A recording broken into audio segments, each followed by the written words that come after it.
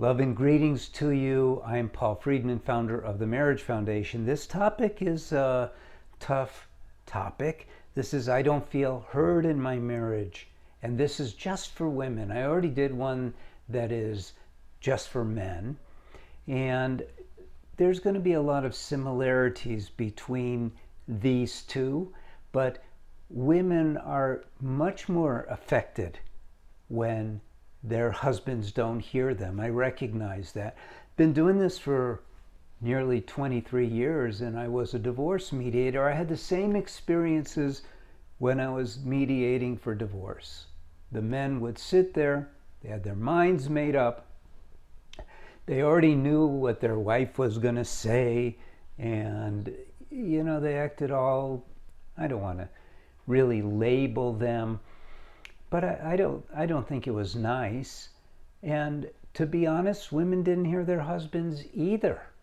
And I don't want to label them. I don't want to label anybody.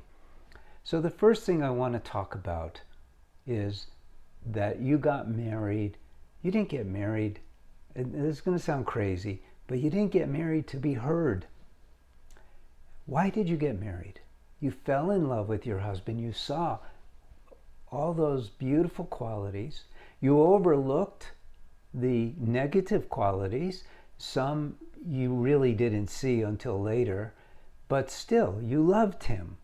And I think this is a very deep reality that society overlooks. We use the term soulmates, but we use it too loosely. The truth is that we are spiritual beings. Human beings are spiritual beings. We're souls. We don't have one. We are souls. We have a body and we have a mind. And what happens is our mind is what kind of keeps us locked into the world around us. But when we are coming from our heart, from our soul, that's where we feel the love. And believe it or not, if you think about it, if you strive to experience it, you'll realize love is much bigger than anything. It's literally the greatest of all things, love. And it is you. You are love because you are the soul.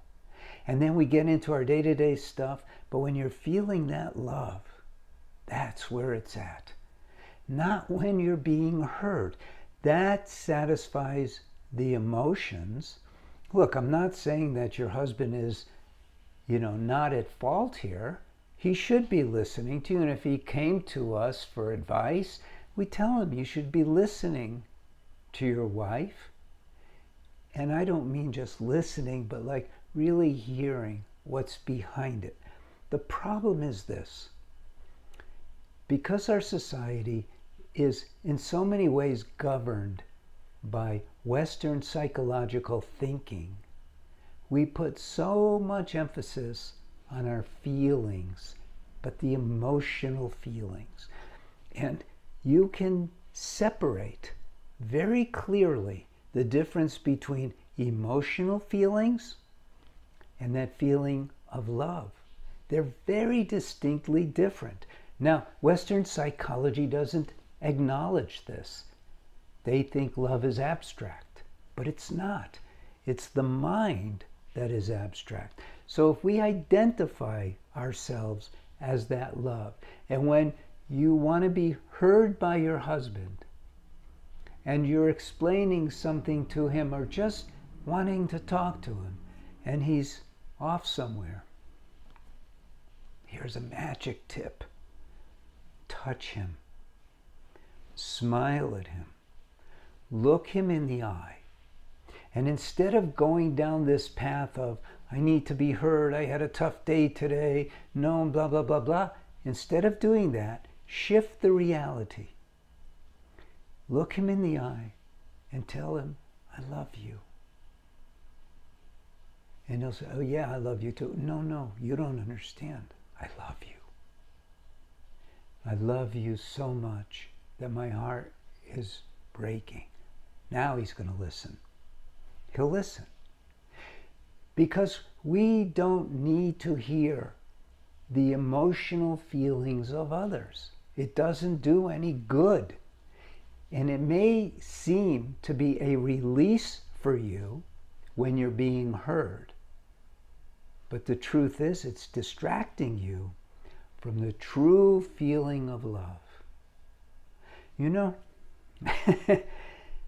like I said, been doing this for almost 23 years. And there's some women who insist upon being heard. They insist on being recognized in this mundane way. And early on, when I worked with couples, I experimented and I tried to get the men to listen right there in sessions. And you know what happened? For the women, it became an endless trail of circular emotions. It didn't serve them. Are you happier now? No, not really. And then they would add because da-da-da-da-da, but the reality is that if you have just a little love, you feel happier right away. But if you have a little of emotion or a lot of emotion, the mind wants more. It's never ending. Ever fed, never satisfied. But when it's never fed and you focus on the love, you'll be much better off. Experiment with this. See if what I'm telling you is true. I know already that it is, because the truth of marriage is so deep, it's so spiritual, it's so alive, and our society is far behind. We may be doing well with technology, having cool phones and computers, but when it comes to the area of learning to open our hearts, learning to experience love, learning to flood our marriage with love, we're way behind. We're changing that at the Marriage Foundation. It's a revolution. We're even now training men and women to become TMF marriage counselors, and not the psychological way. Look into it. Go to our website. Also download our 10 top do's and don'ts for marriage. But go to our website. See how different we are from everyone else. How where we're coming from is not how to fix this and fix that. We don't do seek and fix. We do learn to love. Learn to experience your marriage as it's supposed to be. It's so much better.